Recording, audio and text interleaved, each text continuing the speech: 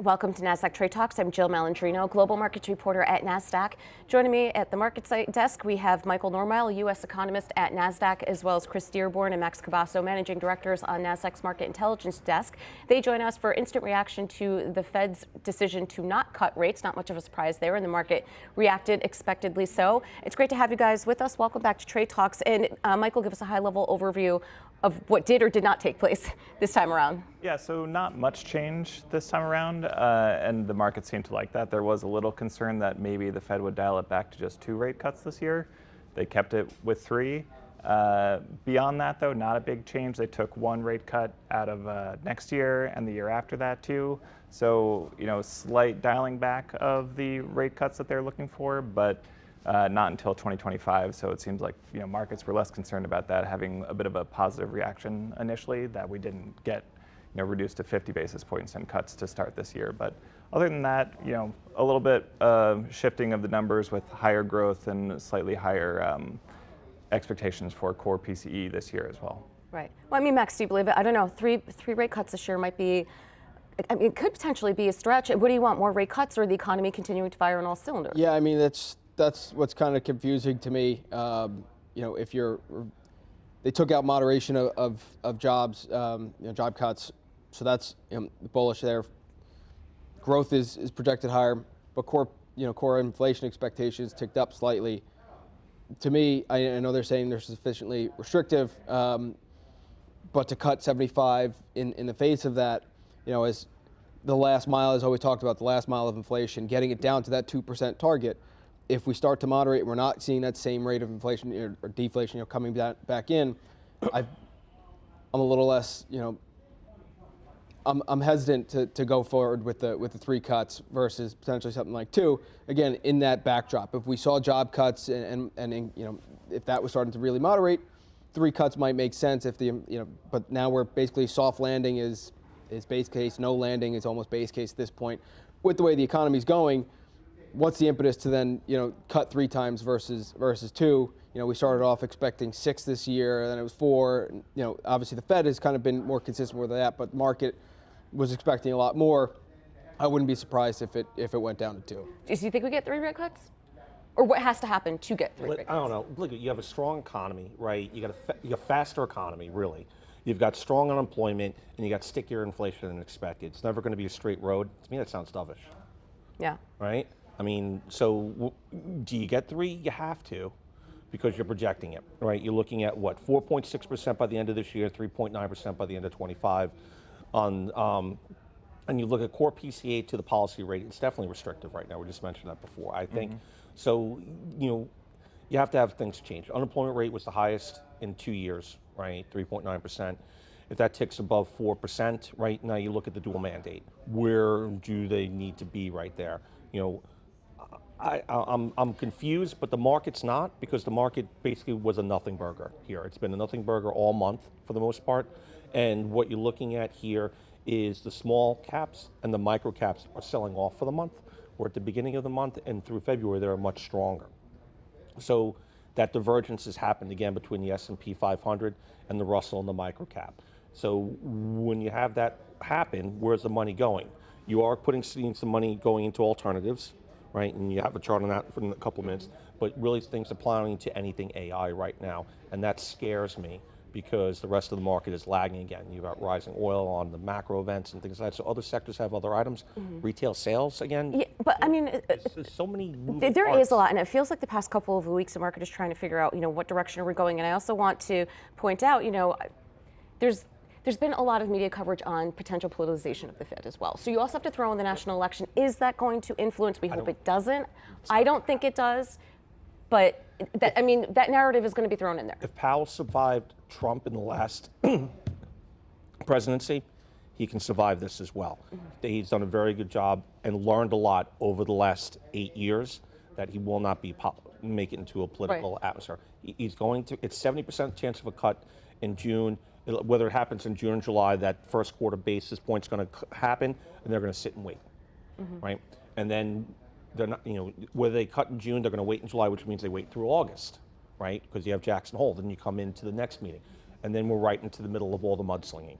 So the whole point of this is that the data is really nothing great. It's nothing bad, but with the SEP dot plot being pushed back from 4 to 3 cuts from December to now, the market's always ahead, right?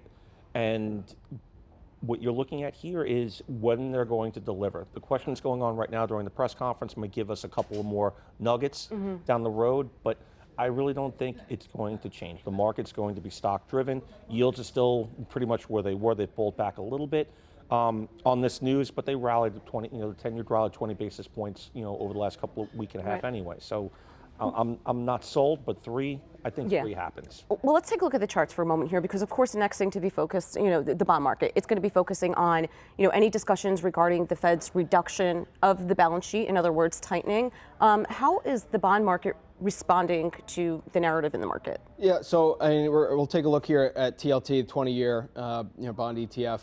We've kind of been moving sideways. We've seen, we saw a bit of a run up with yield selling off, at the back half of February, beginning of March. Now we're kind of moving sideways.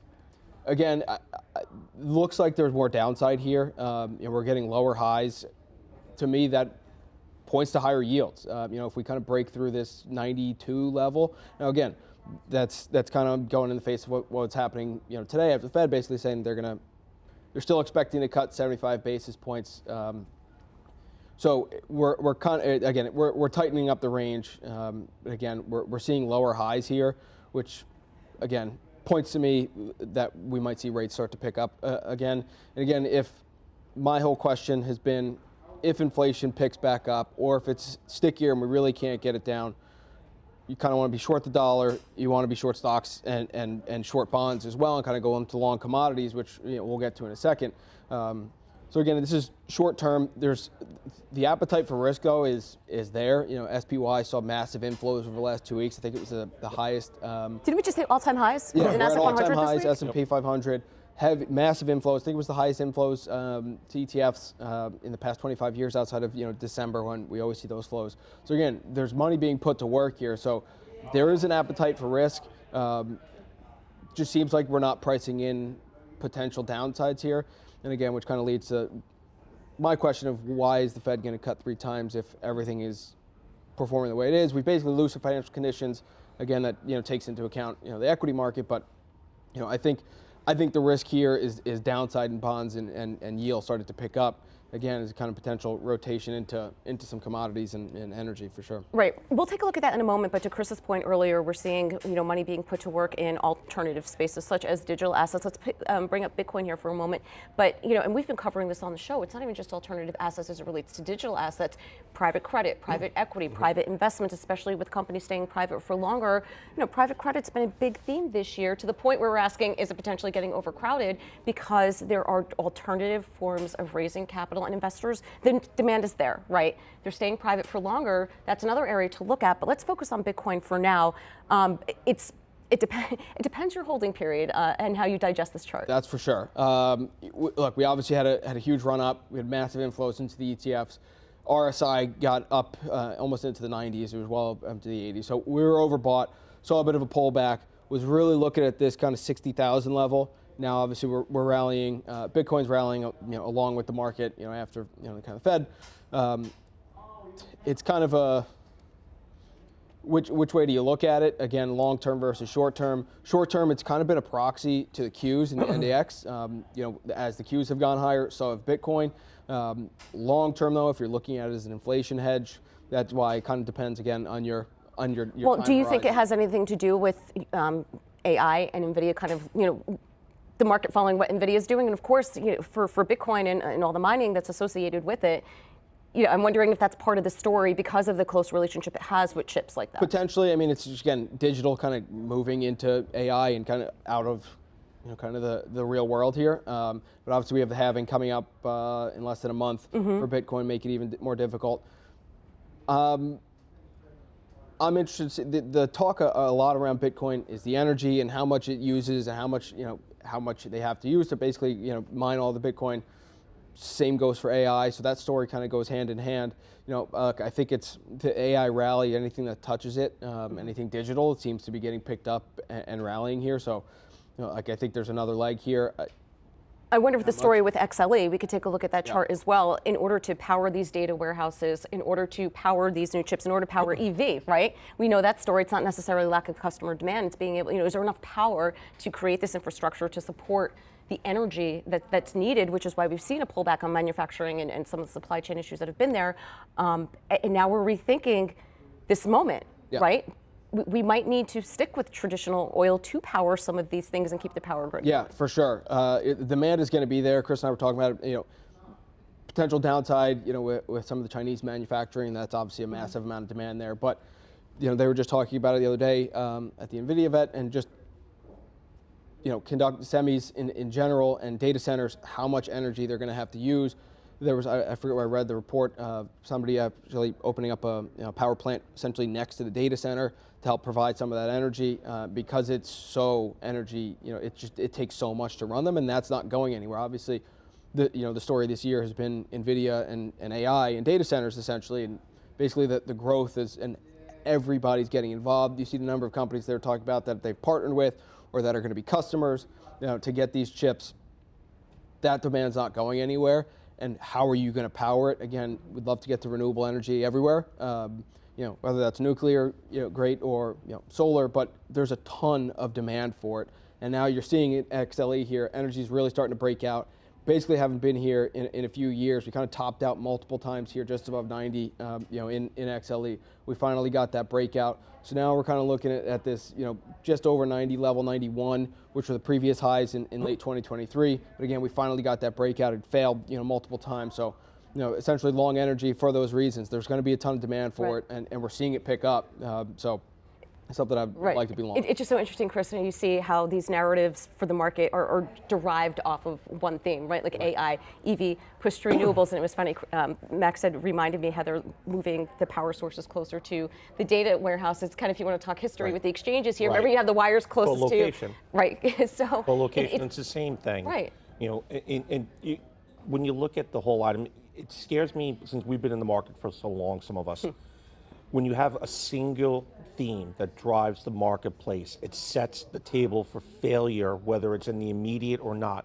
And when you look at other items, EV, if you look at oil, any other singular items, look at the tech bubble, real estate, electric vehicles, can't mention names of how much they've fallen, right? Sets the table for, down the road, a crowded trade, and crowded trades only work as long as they continue to get bought. This seems like the beginning of a very crowded trade. But you can only power as much as power is available, right? It's multiple themes, right? It's definitely, we're definitely going there in this direction. How long will it last, and can we power it? I mean, switching back to the thought process before, though, is it good for the market and good for the economy? It's a tough one. What do you think, Mike? Well, I think, if we're going back to what the Fed's doing for a second here, I think with regard to the 3 rate cuts, 2 rate cuts, 4 rate cuts, whatever, it's important to remember they're looking at 2.1% real GDP growth this year. That's a slowdown from last year. There was a news report out of the Wall Street Journal this week from Nick Timiraos. He's kind of the Fed whisperer du jour now, saying that there is a faction within the Fed that's concerned about waiting too long and causing a recession. So I think when you put those pieces together, that even though the economy is holding up well, it is slowing from last year, and that there is some risk of, we are in restrictive territory right now, that you could go too far. That's where the 3 cuts make sense to me, at least. Right. All right, we will end it on that note. Appreciate the insight, gentlemen. Thanks for joining us on Trade Talks, and thanks for joining me. I'm Jill Malandrino, Global Markets Reporter at Nasdaq.